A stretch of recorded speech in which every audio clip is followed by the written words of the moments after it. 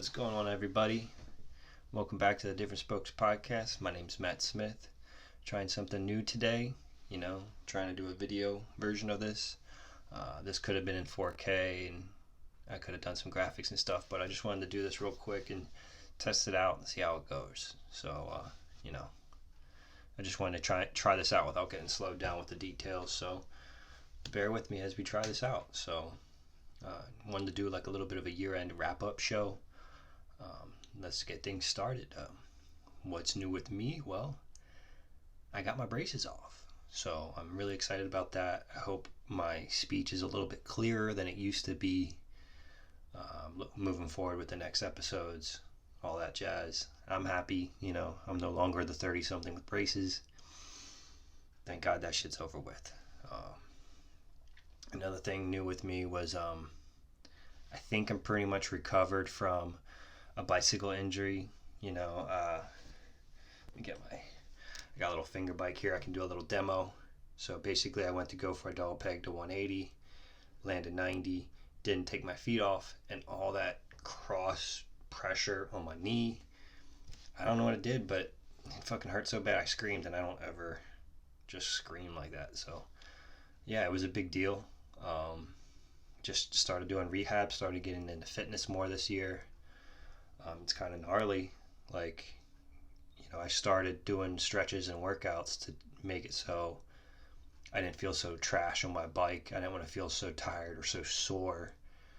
And it's gaining steam now, like the knee issue was crazy because, being stuck at home, not working as much and not doing really anything as much, you're not getting your steps in, so my knees were actually a lot weaker than I was used to. So when I thought I could just land sideways and just pedal away from a shitty 90, 180, it just gave out, and I didn't get it looked at, and right now it feels really good. I've just been doing knee exercises I've been doing other exercises too, but I'm just speaking about the knee. It seems good. The pain was so bad at first that I couldn't move quick. I couldn't go up steps very good. Basically putting weight on your knee in front of your knee just wasn't happening for me. It was really scary, and I am so glad that that's over with, and I really am gonna approach things a little bit smoother when it comes to, don't try and force. If you don't land something, or if you land 90, don't try and force it just because you have an attitude that it should have been done first try. It's okay to step off the bike if it means, something inside your kneecap stays intact. Yeah, but there's some good to come from working out, and when you haven't been riding much, you kind of forget that you're missing, kind of like the high from it. Maybe it's just like a runner's high or like a cardio high, but there's days where I go and I do a workout, and at the end of it, like after I shower and everything, I sit down and I kind of feel like that, like a clearness in my chest, like all my sins are gone or something, and I feel like that's probably like that activity high that you get from working out.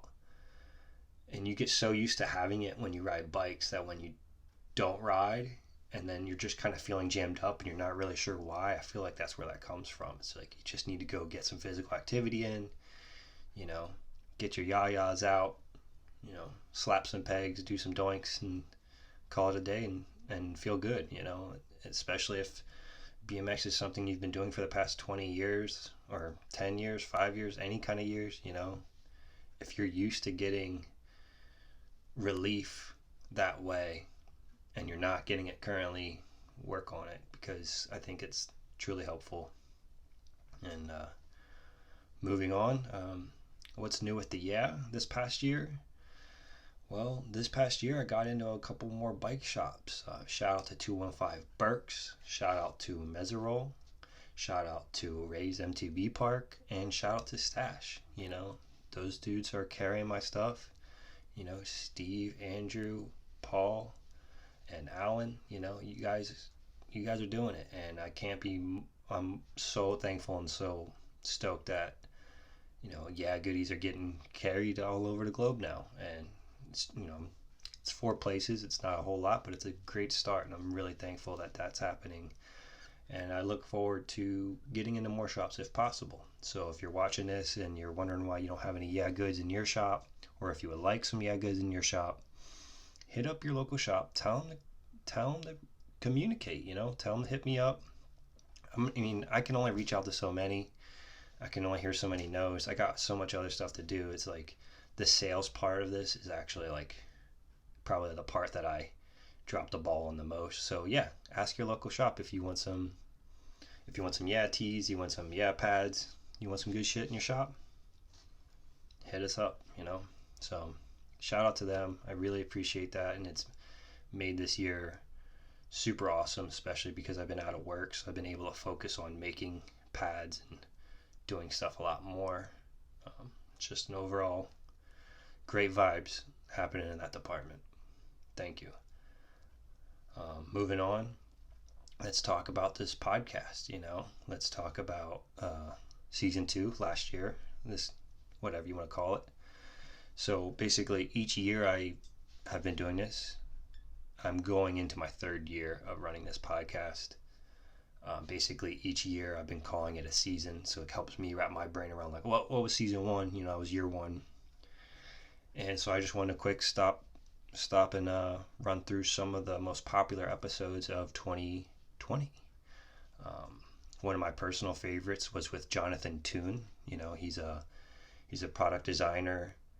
He's a person that deals with code and like writing code and developing programs and apps, and basically, once you kind of learn that kind of stuff, it's like the doors are open for like what you can do creatively. And that was an awesome conversation. Shout out to John.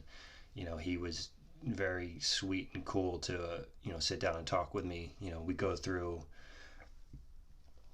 some things like how he got to work at Facebook, why he left Facebook when he worked at Facebook. It was like right around the Instagram purchase, all that kind of stuff. And it's pretty gnarly. So yeah, it was a great little conversation, and I appreciate that. Another really popular episode was Matty Miller. Shout out to him. He's working on Chocolate Truck too, so I got to ask him some questions about how he got to that point. What's he doing in New York, and that was a great conversation. Another one that was pretty big was the Devin Denham episode. Shout out to him.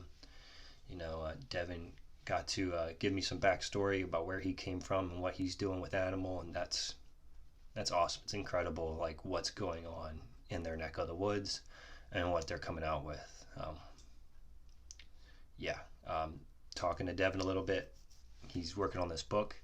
It should be out soon. We're in talks of doing a new podcast episode for that, which should be pretty cool. I'm interested to see that. I'm interested to check out his book. The one story he told me on the podcast about, fucking hiding underneath a tree because he got stuck overnight in some crazy ass wilderness. It's a good story. Another episode that was really big was the Andrew York episode. Andrew is the guy behind Meserol Shop. Just reached out to him, didn't know anything about him, found out a lot of stuff. He's running a tight ship over there, and it's really cool to see him, thriving in New York City as a bike shop, as a BMX focused bike shop, just making ends meet and, putting smiles on people's faces, and it's really cool. So I suggest you guys check that out. And last but not least, for the 2020 episodes that were pretty popular is the video chat with Rainer and Angus. Or Reiner, sorry. I said it wrong again.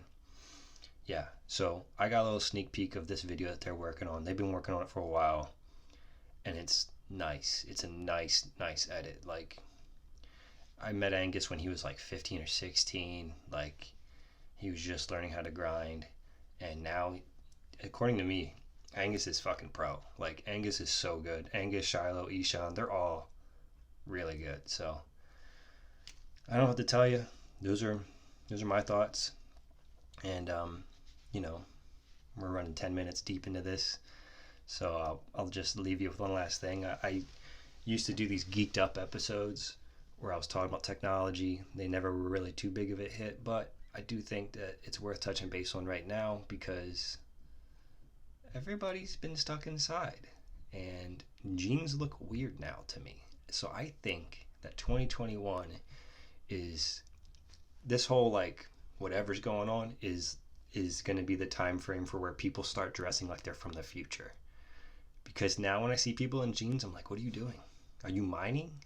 Why are you wearing jeans? Like, jeans used to be like a fashion statement, but now it's like, why aren't you wearing sweatpants? Why aren't you wearing something more comfortable? Unless you're gonna go do some construction or work out in the yard, like there's no reason to be wearing jeans. Like obviously as a bike rider, you would probably wear jeans to go ride. I've seen plenty of people riding in sweatpants too, but what I'm saying is culturally, like, you know, like something that we might see for everybody in the nation is like I see more and more people wearing stretchy stuff like athleisure and health goth type shit, you know, all that kind of crazy stuff. So yeah, I think we're you know, moving into the future whether we like it or not. And shit, man, I think now is the time when people stop wearing jeans and start looking like they're from the future. I really do think so. I mean, I love jeans, I really do, but I've been wearing sweatpants nonstop since this shit started. And when I do wear regular pants, even like chinos or khakis, I am like so ready to take them off by the end of the day and get back into some fucking sweatpants. So yeah, that's it. I hope you guys enjoyed this little video. I got, you know, the OG cat, her name was Kitty, up there looking over everybody, and I got Wismerski with the hella epic barrier air. Shout out to him in the background. So that's it, guys. Go ride bikes, go try and find something. And I got some new podcasts coming soon, and maybe we'll do some more video portions. This was just like a tester, a year-end review / tester to see how it goes. Thanks. I'll see you later.